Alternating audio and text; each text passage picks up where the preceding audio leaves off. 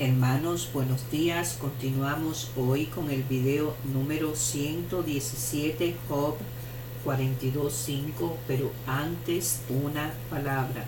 Hermanos, Cristo viene pronto, es necesario que escuchen las palabras, que presten oído a este milagro. El Señor, llegado el momento, se va a glorificar. Los ángeles del Señor ya están en la tierra preparando el camino para la batalla. Es necesario fortalecerse de la palabra. Dios te llama. Entrega tus preocupaciones. Mientras calles, se envejecieron mis huesos en mi gemir todo el día. Salmo 32:3. Hazte dos preguntas, hermanos. ¿Hay en mi vida algún pecado sin confesar? La confesión es decirle a Dios que hiciste lo que Él te vio hacer. Él no necesita escucharlo tanto como tú decirlo, ya sea demasiado pequeño para mencionarlo o demasiado grande para perdonarlo. No te corresponde decidir. Tu tarea es ser sincero. ¿Existe alguna preocupación no rendida en mi corazón? Echad toda vuestra ansiedad sobre Él, porque Él tiene cuidado de vosotros. 1 Pedro 5:7. La palabra alemana que se traduce ansiedad significa también estrangular. La palabra griega significa dividir la mente. Ambas son precisas. La ansiedad es una soga al cuello y una distracción de la mente, ninguna de las cuales es propicia para el gozo. Cuando Dios susurra tu nombre, ¿en qué consiste, hermano, tu fortaleza? De manera que tenemos diferentes dones según la gracia que nos es dada. Romanos 12:6. Hay algunas cosas que deseamos hacer, pero que sencillamente no estamos equipados para realizarlas. Por ejemplo, siento deseos de cantar. Cantar para nosotros, para otros, me llenaría de una gran satisfacción. El problema es que no le daría la misma satisfacción a mis oyentes. Pablo ofrece un buen consejo en Romanos 12:3, que no tenga más alto concepto de sí del que debe tener. En otras palabras, debes estar consciente de tus fuerzas. Cuando enseñas, te escuchan las personas. Cuando diriges, te sigue la gente. Cuando administras, mejoran las cosas. ¿Dónde eres más productivo? Identifica, hermano, tus fuerzas y entonces especialízate en ellas. El no orientar bien nuestra fuerza puede impedirnos realizar las únicas tareas que Dios nos ha llamado a realizar. Amén. Confesión y justificación de Job 42. Respondió Job a Jehová y dijo: yo conozco que todo lo puedes y que hay pensamiento que se esconda en ti, y que no hay pensamiento que se esconda en ti. ¿Quién es el que oscurece el consejo sin entendimiento? Por tanto, yo hablaba lo que no entendía, cosas demasiado maravillosas para mí que yo no comprendía. Oye, te ruego y hablaré. Te preguntaré y tú me enseñarás. De oídas te había oído, mas ahora mis ojos te ven. Por tanto, me aborrezco y me arrepiento en polvo y ceniza. Y aconteció que después que habló Jehová estas palabras a Job, Jehová dijo a Elifaz temanita: mi ira se encendió contra ti y tus dos compañeros, porque no habéis hablado de mí lo recto, como mi siervo Job. Ahora pues, tomaos 7 becerros y 7 carneros, e id a mi siervo Job, y ofreced holocausto por vosotros, y mi siervo Job orará por vosotros, porque de cierto a él entenderé, para no trataros afrentosamente, por cuanto no habéis hablado de mí con rectitud, como mi siervo Job fueron. Pues Elifaz temita, Bildad suita y Sofar naamatita, e hicieron como Jehová les dijo, y Jehová aceptó la oración de Job. Restauración de la prosperidad de Job. Y quitó Jehová la aflicción de Job cuando él hubo orado por sus amigos, y aumentó al doble todas las cosas que habían sido de Job. Y vinieron a él todos sus hermanos y todas sus hermanas, y todos los que antes le habían conocido, y comieron con él pan en su casa, y se condolieron de él, y le consolaron de todo aquel mal que Jehová había traído sobre él. Y cada uno de ellos le dio una pieza de dinero y un anillo de oro. Y bendijo Jehová al póster estado de Job más que el primero, porque tuvo 14,000 ovejas, 6,000 camellos, 1,000 yuntas de bueyes y 1,000 asnas, y tuvo 7 hijos y 3 hijas. Llamó el nombre de la primera Gemima, y de la segunda Cesia, y el de la tercera Queren Aput. Y no había mujeres tan hermosas como las hijas de Job en toda la tierra. Y les dio su padre herencia entre sus hermanos. Después de esto vivió Job 40 años, y vio a sus hijos y a los hijos de los hijos hasta la 4ª generación. Y murió Job viejo y lleno de días. 42:2. Yo conozco que todo lo puedes. Un versículo estremecedor. Previamente Job había confesado la omnipotencia de Dios, capítulo 9. Pero aquí lo hace de una forma nueva. Aquel que conoce a Dios puede hacer todas las cosas.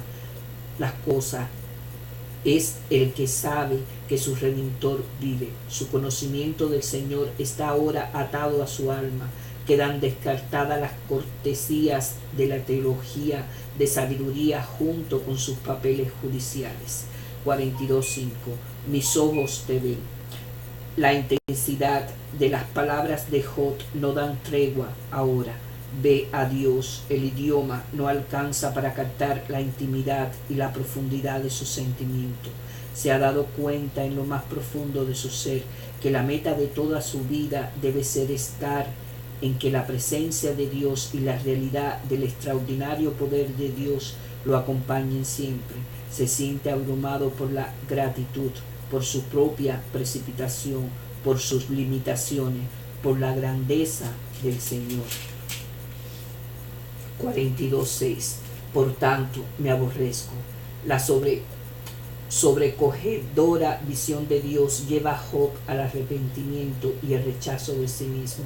Aquel que estaba absolutamente seguro de tener la razón, ahora está totalmente seguro de que estaba equivocado, voluntaria, arrogante y vergonzosamente equivocado. Tal contraste entre experiencia y comprensión lo lleva a esta extrema expresión de autohumillación. 42:7. Como mi siervo Job, justo cuando Job ha renunciado a toda necesidad de demostrar que tiene la razón, Dios parece diferente en una cláusula subordinada de una oración que ha tenido razón desde el principio. El versículo es explosivo. Estaba en lo cierto Job en todos los lamentos y cuestionamientos, a solo en su humilde reconocimiento al final, pero la represión cae sobre sus amigos. La idea se repite, versículo 8, pero no se explican los misterios, continúan aun cuando Job es restaurado. 42:8. Tomaos 7 becerros. Dios quiere que los amigos se reconcilien. Las cosas que se dijeron, estos amigos podrían tensar cualquier relación. Cada uno de ellos ahora debe hacer algo que exponga su vulnerabilidad ante los demás. Los amigos realizan el sacrificio y admiten sus errores. Job ora por ellos y así se abre a ellos nuevamente. Nuestra respuesta. 42:10. Oración. Este versículo solo puede entenderse como una ironía. Después de defenderse de las acusaciones de sus amigos, Job ora por ellos. cuánto nos cuesta orar por alguien que nos ha acusado falsamente de muchas cosas o ha lanzado falsos rumores acerca de nosotros. Cuando oramos por estas personas, ¿cómo influye esto en nuestra alma, hermanos? Vea también el índice de disciplinas espirituales. 42, 14, 15. Llamó el nombre. Aquí solo se dan los nombres de las hijas mujeres. Ellas heredan porciones iguales que las de sus hermanos vivos. Esto es un desarrollo de pensamiento bíblico. Vea Números 27, Job. Abre nuevos caminos en Israel. Una vez que hemos visto a Dios, nunca volveremos a ver al mundo de la misma forma. 42, 17. Viejo y lleno de días, Job recibe el doble no solo de posesiones materiales, sino de tiempo de vida, según las expectativas bíblicas. Muere lleno de días. La abundancia de la que Eliú había dicho que era la lección del sufrimiento de Job, ahora es experimentada por él en su larga vida. El libro de Job deja varios cabos sueltos para comprender el problema del sufrimiento que nos da, pero nos da a Job, un hombre realmente atrayente. La vida con Dios. Número 7. El pueblo de Dios en oración y adoración. Pasajes bíblicos, Salmo, libros deuterocanónicos, Salmo 151.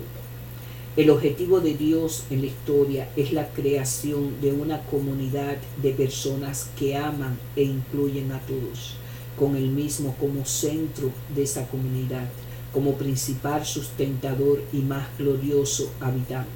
Efesios 2, 19, 22, 3, 10. La Biblia rastrea la formación de esta comunidad desde la creación en el huerto del Edén hasta el nuevo cielo y la nueva tierra. Lo invitamos, hermanos, a unirse a nosotros en la exploración de las muchas dimensiones de esta historia con Dios, de individuo a familia, a tribu, a pueblo, a nación, a toda la humanidad, y luego apliquemos lo que aprendamos para nuestra propia formación espiritual. En los Salmos vemos y escuchamos de qué manera Dios alimenta espiritualmente la nación de Israel y continúa formando una comunidad inclusiva por medio del desarrollo de la alabanza y la oración litúrgicas. La acción de Dios. Salmos es un libro de alabanza y oración. El salmista nos canta que Dios habita entre las alabanzas de Israel y se dirige a él diciéndole: tú oyes la oración. 22, 3, 65, 2. La alabanza y la oración, estas dos prácticas espirituales, articulan nuestra relación fundamental con el Señor. El salterio expresa con mayor inmediatez y plenitud que ninguna otra parte de la Biblia como los hijos de Dios se forman espiritualmente, esto es, porque reúne las experiencias históricas y colectivas de los israelitas, así como experiencias muy íntimas y personajes de individuos, y luego expresa a esas experiencias con toda la riqueza y la profundidad de la poesía, clásicamente entendida como de lectura y recordación bíblica. Idealmente los salmos están ejecutados en ambientes litúrgicos y arquitectónicos adecuados. Al inicio en el tabernáculo, en el desierto, y luego en el glorioso templo hasta la época de Jesús. Sin duda, eran leídos o recitados sencillamente, sin ningún acompañamiento, pero hay indicaciones de que en algunos casos relacionan su ejecución con diversos instrumentos musicales, coro y danzas. Los salmos son obras de arte, de hábil y vigorosamente personifican lo que no puede decirse o declararse de manera simple. Sin duda, su uso principal era en la adoración pública, pero también fueron utilizados con frecuencia de forma individual, y ambas prácticas continúan en nuestra época. El lenguaje y las imágenes de los salmos son insuperables, ya que tienen poder para formar nuestra vida espiritual. Los salmos son principalmente instrumentos para formar la vida interior de los fieles, pero gran parte de su eficacia deriva del hecho de que también muestran el proceso de esa formación, expresan en adecuados tonos poéticos como Dios y los seres humanos interactúan para dar forma a la vida interior y exterior de individuos y grupos. Aunque los salmos enseñan la mayor parte de su poder para formar nuestra vida interior y nuestro carácter, reside en su belleza y su capacidad para penetrar nuestras emociones, nuestro cuerpo, nuestras relaciones sociales, toda nuestra vida en realidad. La alabanza y la adoración son el pulso de los salmos. La alabanza o adoración suele presentarse como proclamación, Salmo 1:23, el cántico de Moisés y de María en Éxodo 15, pero la proclamación poética es nuestra respuesta natural cuando hemos entrado en la magnificencia insuperable de la persona y la creación del Señor, de Dios, el Todopoderoso. Sencillamente debemos dar testimonio de ella, proclamarla, gritarla desde las montañas como parte esencial de participar y disfrutar y ser fiel a ella. En cuanto a su contenido, los salmos oscilan entre dos polos. Por un lado, la desesperante condición de los seres humanos librados a sus propios recursos, y por otro, la ilimitada grandeza y bondad del Señor. De estos dos polos emergen, extraña pero bellamente, la grandeza de la humanidad bajo la mano de Dios y dentro de la vida y el plan cósmico de Dios. Este es el resultado de la salvación o liberación de Dios, que salmo tras salmo es recordada, alabada y anticipada. Dios con nosotros es la esencia de la liberación, sean cuales fueren las circunstancias específicas. El libro de Salmos muestra gráficamente la desesperante condición humana, nuestra debilidad natural, nuestra fugacidad, nuestra insignificancia, nuestro aislamiento, nuestra necedad, nuestra maldad interior, nuestra desesperanza. Ahora, donde quiera que la encontremos, esta es una forma realista de ver la existencia humana. ¿Quién podría negarlo? No obstante, al mismo tiempo se ven y se celebran la bondad y la grandeza de Dios en el pacto de Dios con Israel, en la vida de los grandes de Israel, en la belleza y la fuerza de la Torá, en los grandes actos históricos de liberación nacional o individual, en la magnífica Jerusalén y el glorioso templo, en las obras insuperables de la naturaleza, en el justo juicio, en la búsqueda de lo más profundo del corazón y en el majestuoso gobierno de Dios sobre todo. Todas las naciones de la tierra incluidas, todo esto y más es mostrado a los fieles en una representación poética para darles la imagen de cómo es la vida con Dios y para guiarlos más profundamente a esta vida. Y finalmente se describen, ilustran y glorifican las prácticas y el carácter de los piadosos. La reacción humana. La atracción del salterio es grande y obvia. Es una forma natural de expresar el drama de la vida, nuestra precaria condición humana y la graciosa oferta de Dios, una relación vivificante con Él mismo. La combinación de forma poética, narración histórica y profunda sabiduría hace que los salmos sean atractivos, aún para los que no creen. Su visión abarcadora y su preciso reflejo de las experiencias comunes de la vida brindan un marco para su interpretación que tiene pocos o ningún rival. En la representación individual y colectiva de los salmos se moldea una forma pública de la vida. En realidad, el Salterio es un libro de oración, o mejor aún, un libro de alma que representa correctamente a Dios y la vida que podemos tener con Él. Esto explica el rol vital que tuvieron los salmos de la religión judía y luego en la vida de la iglesia, en la era cristiana. El apóstol Pablo hace un singular énfasis en el canto. Sed llenos del Espíritu, hablando entre vosotros con salmos, con himnos y cánticos espirituales, cantando y alabando al Señor en vuestros corazones. Efesios 5, 18, 19 y más recientemente a partir de la Reforma Protestante. Los grandes avances y renovaciones en el cristianismo han sido tiempos de grandes cantos, bendiciones y beneficios para nuestra formación. En el salterio, el lenguaje de la alabanza, la adoración, la acción de gracia, la intercesión, la petición, la queja, la decepción, reembranza, la ira, la renuncia y el arrepentimiento están bella y moralmente a vuestro alcance. Las personas comunes como nosotros sencillamente no podemos articular tales palabras, pero podemos apropiarnos de ellas si se nos presenta en un contexto adecuado. Y estas inspiradas expresiones poéticas que pueden, bajo la guía de Dios, ser tema de gran gozo y transformación del carácter cuando les permitimos que lleguen a lo más profundo de nuestro corazón. Si nos adentramos en los salmos honesta y fielmente, pueden inducirnos a experiencias y acciones que realmente reflejen lo que las palabras expresan.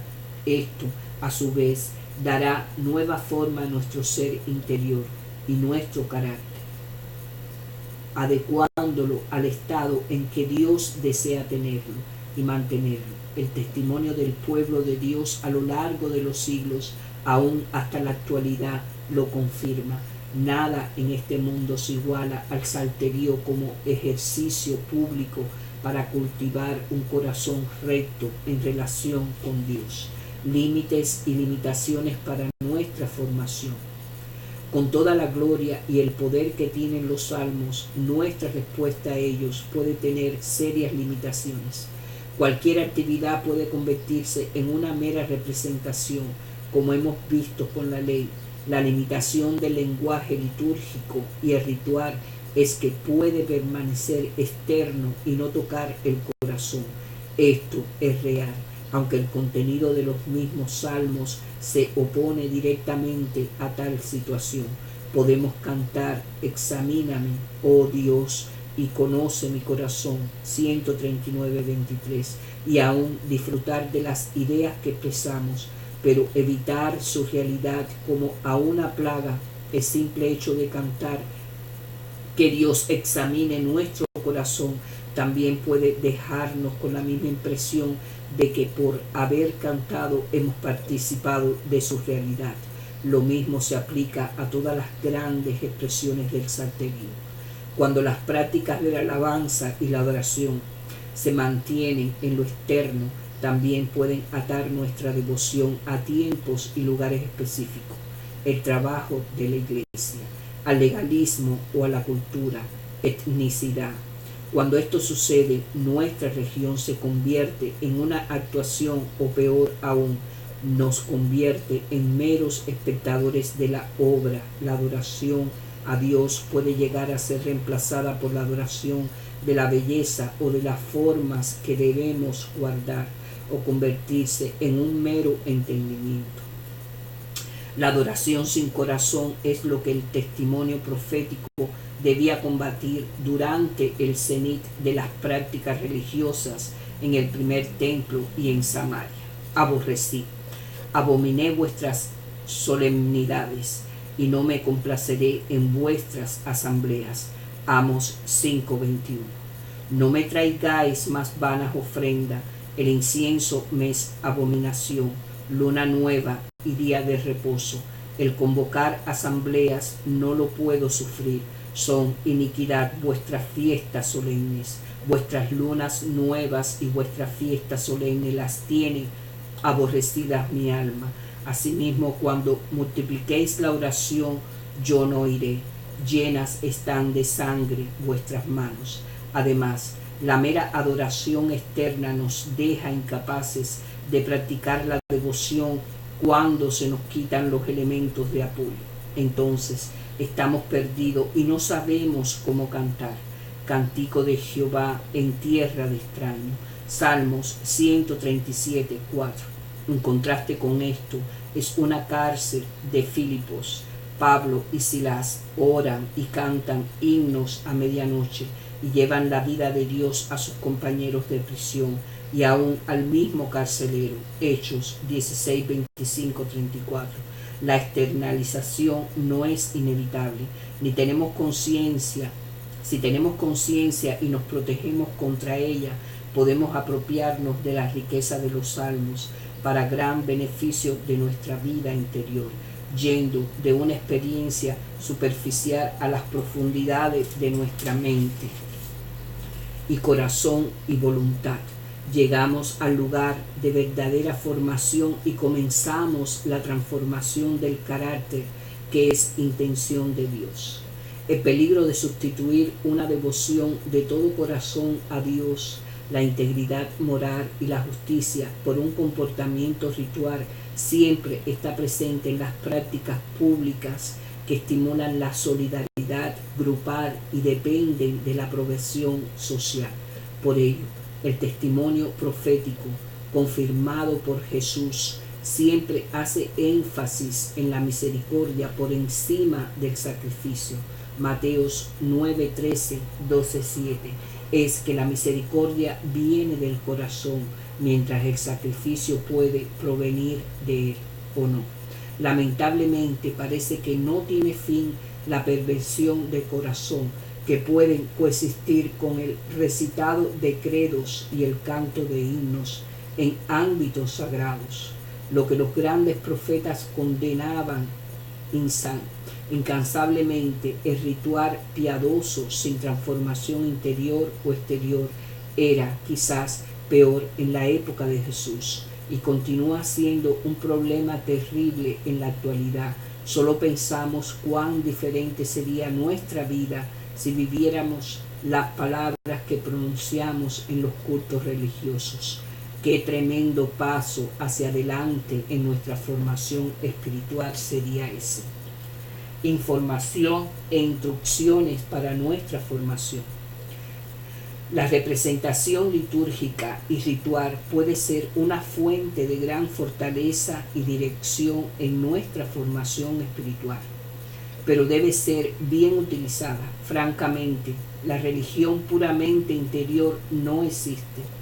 Esto negaría la realidad de nuestros seres corporizados y la importancia del cuerpo y el comportamiento en nuestra formación piadosa. La contribución de la poesía y el ritual para la formación del corazón y la vida en la adoración, tanto colectiva como privada, es indispensable para una formación firme en la semejanza a Cristo. Los salmos y las formas de vida que ellos representan son un gran presente para los hijos de Dios. De hecho, para toda la humanidad. Debemos leerlos y cantarlos de corazón.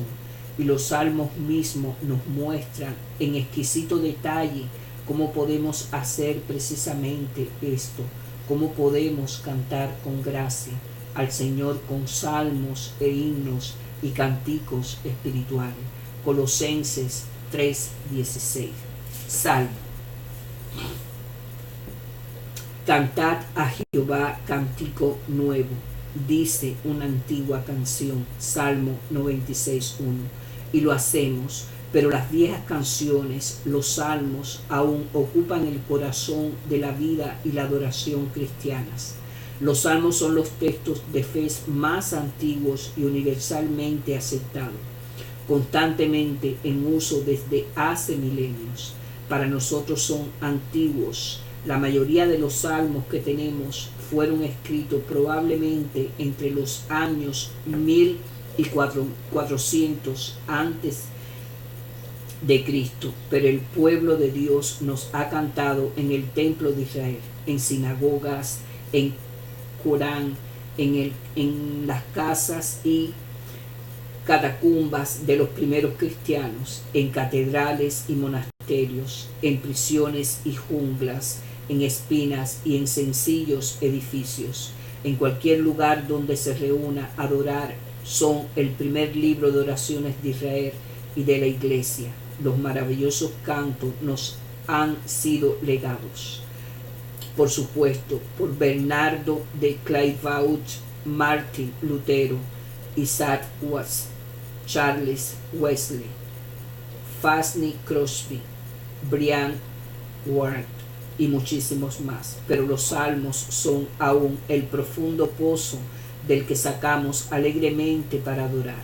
Es emocionante saber que cada vez que cantamos u oramos un salmo, no estamos solos. Siempre estamos unidos a otros que en algún otro lugar del mundo los recitan al mismo tiempo. Aunque creemos mucho utilizándolos en privado, aunque crecemos mucho utilizándolos en privado, nos beneficiamos aún más cuando abrazamos los salmos como los cantos del pueblo de Dios. El pueblo de Dios les dio la forma al componerlo, reunirnos y preservarlos. Y estos a su vez aún moldean al pueblo cuando nos adentramos en estas canciones. Ellas nos enseñan y nos dan palabras para orar. Nos enseñan sobre el mundo en que vivimos, con toda su gloria y su quebrantamiento. Nos enseñan sobre la condición humana, a veces al reflejar nuestra propia condición, a veces al compartir las oraciones de otros cuando los cantamos con ellos o por ellos. Nos enseña el lenguaje de la oración, con sus palabras y cadencias, su alegría y su misterio. Nos dan palabras cuando no tenemos palabras, y por supuesto nos enseña a ver, aun cuando estamos confundidos, cómo Dios está con nosotros. Cómo Dios está con nosotros. Los salmos abarcan la amplia experiencia y la sabiduría de la comunidad de la fe. Así que tenemos una gran variedad, himnos de alabanza, lamento y acción de gracia, canciones que recuerdan la activa presencia de Dios en la historia de Israel, cánticos arraigados en enseñanzas proféticas y de sabiduría, canciones de arrepentimiento y confianza, canciones acerca del gobierno de Dios y del Rey, y cánticos de anhelo y esperanza y gozar incontenibles. No hay un solo salmo que cante todo lo que necesita ser dicho, naturalmente, pero tomados en conjunto. Este libro brinda un complejísimo testimonio. No es de extrañarse que Martin Lutero llamará a los salmos la Biblia en miniatura. Es por eso que él insiste, como muchos otros, en que debemos orarlos todos. Vea también los ensayos sobre la vida con Dios para esta sección de la Biblia, el pueblo de Dios en oración y adoración. Páginas 769, 772 y el pueblo de Dios en el sufrimiento, páginas 717, 720. La forma de los salmos. Durante siglos los adoradores israelitas escribieron muchos cánticos nuevos al Señor, de los cuales los 150 más perdurables fueron reunidos en el libro de los Salmos. Estos hacen que el salterio en efecto sea una colección de favoritos de todos los tiempos. La mayoría de los intérpretes están de acuerdo en que los salmos están ahora divididos en 5 libros, cada uno de los cuales termina con palabras de alabanza, pero hay señales de colecciones anteriores que proceden a la que nosotros tenemos. Las canciones tienen diversos temas, como hemos visto ya, pero las aclaraciones o títulos descriptivos que se encuentran al comienzo de muchos salmos sugieren también que tienen diferentes ambientes musicales y provienen de diferentes tiempos y autores. En muchos casos nos gustaría saber más de los salmos de lo que sabemos, aún con los nombres de David, Asaf y otros de los encabezamientos. Es difícil aseverar quién escribió un salmo en particular. Y cuando los cantores se quejan amargamente sobre sus enemigos, rara vez podemos decir por precisión quiénes eran los enemigos y por qué eran tan terribles. Esto frustra a algunos de nosotros que quisiéramos utilizar tales detalles para interpretar la Biblia.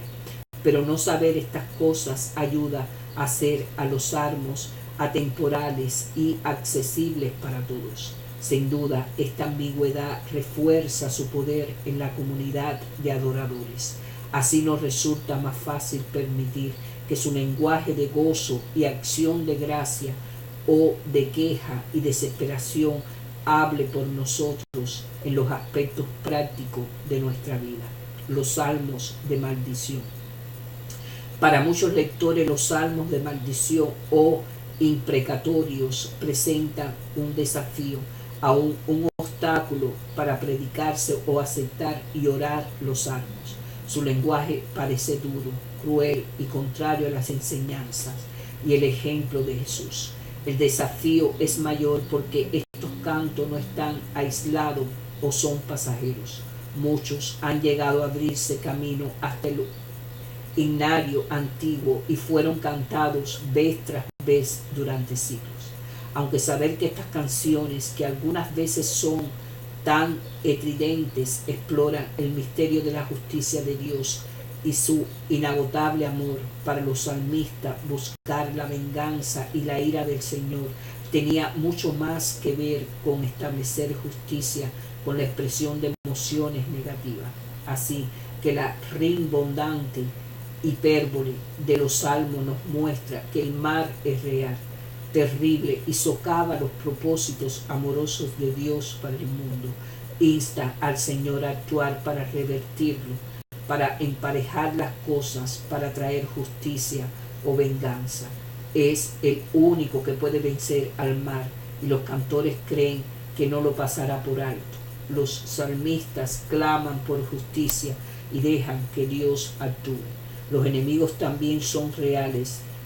Espiritualizarse este lenguaje para hablar de luchas internas puede en ocasiones darnos las palabras que necesitamos, pero los salmistas hablan de enemigos de carne y hueso.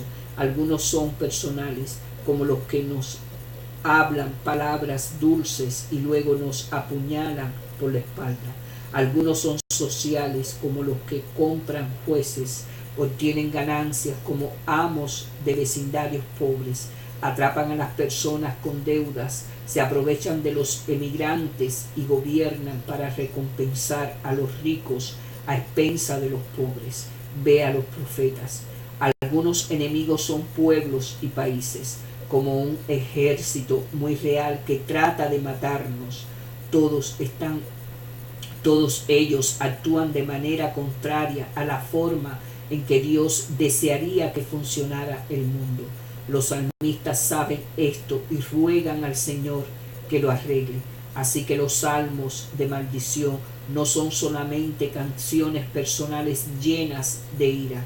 Al leer los imprecatorios, los lectores modernos deben tener cuidado de no caer en la soberbia y el fariseísmo. Primero que nada, los israelitas no eran ignorantes por no haber escuchado a Jesús.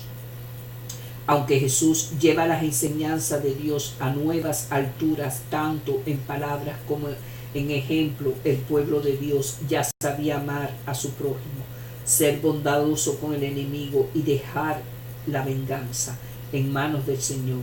Vea Levítico 19, 17, 18, Deuteronomio 32, 35, Proverbios 24, 17, 25, 21, 22. Segundo, estos salmos pueden servir como espejo para nuestra propia lucha contra el resentimiento, la ira y la desesperación en nuestros encuentros con el mal real y los enemigos reales. Después de todo, saber que debemos amar a nuestros enemigos y orar por ellos no es lo mismo que hacerlo. A algunos de nosotros, al menos, estas canciones nos desafiarán a probar si somos realmente víctimas inocentes. Vea 7:3-4. O si podríamos aún estar entre los soberbios enemigos que mienten, engañan y se aprovechan de los pobres.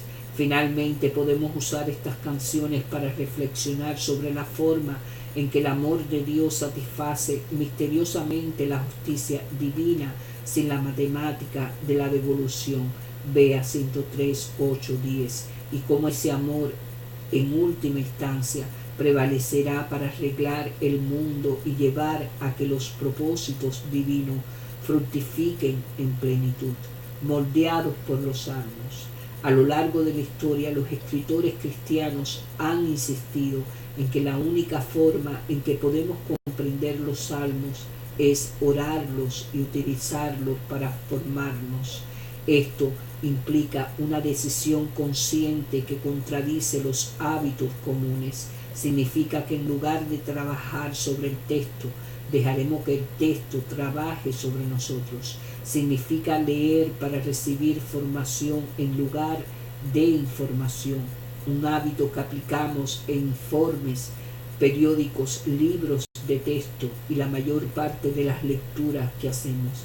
Significa abrazar el texto en lugar de mantenerlo a distancia. Significa ser vulnerables a oír cómo Dios podría dirigirse a nosotros a través del texto, en lugar de acomodarlo para que responda a nuestra curiosidad y a nuestra necesidad de tener el control. Esta es una Biblia de estudio, y el estudio nos ayuda a entender y ser moldeados por las Escrituras.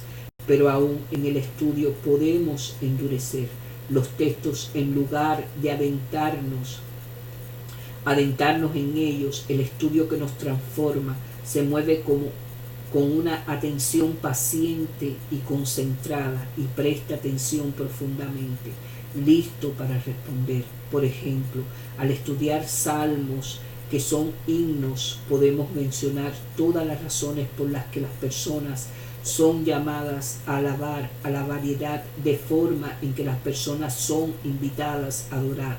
Pero el estudio que nos forma es estar dispuesto a sumarnos a la alabanza y a reflexionar sobre las razones por las que lo hacemos. O al explorar la forma del Cántico de Lamentaciones, podemos reflexionar pacientemente sobre por qué las confesiones de confianza están ubicadas en general entre quejas y clamores por ayuda. Entrar libremente en la poesía de los salmos también ayuda a moldearnos. Generalmente usamos la música y la poesía para tratar de hablar sobre lo que no es más querido, palabras comunes que nos alcanzan. Así que llenamos renglones poéticos de palabras vividas, imágenes intensas y grandes exageraciones que tratan de expresar la verdad que rebasa los límites del relato. La lectura que nos moldea permite que tal poesía capture nuestra imaginación y nuestro corazón. Felizmente, lo que hemos aprendido sobre cómo funciona la poesía hebrea puede ayudarnos. Su característica más importante es el paralelismo, en el que 2 o 3 versos del poema intentan expresar una misma idea. Es la característica que mejor sobrevive a la traducción y que con frecuencia se corresponde con la numeración de los versículos de los salmos. Algunas veces versos sucesivos expresan lo mismo en forma similar utilizando sinónimos. Otras representan la misma idea de maneras opuestas. En otras ocasiones los versos sucesivos se apoyan en lo que ya se ha dicho para completar una idea. Lo importante al leer es mantener las familias de versos unidas. No obstante, entender los elementos poéticos y las estructuras del poema es una arma de doble filo. Puede ayudarnos o adentrarnos en la poesía, o si dependemos solo de la mecánica, puede cerrarnos la puerta de golpe. En última instancia, debemos demorarnos lo necesario para escuchar y ver la verdad, contemplar el árbol lleno de fruto, plantado junto a las corrientes de agua, caminar por las sombras oscuras del valle, sentir la sed de la tierra reseca, clamando con desesperación, disfrutar de ser prósperos de los bellos atrios del Señor, prorrumpir en aplausos con las aguas alborotadas y sumarnos al coro de alabanza de los monstruos marinos, cuando podemos entregarnos a la poesía de los salmos y nos rehusamos a rastrearla al literalismo prosaico y a las fórmulas. Estas pueden moldearnos.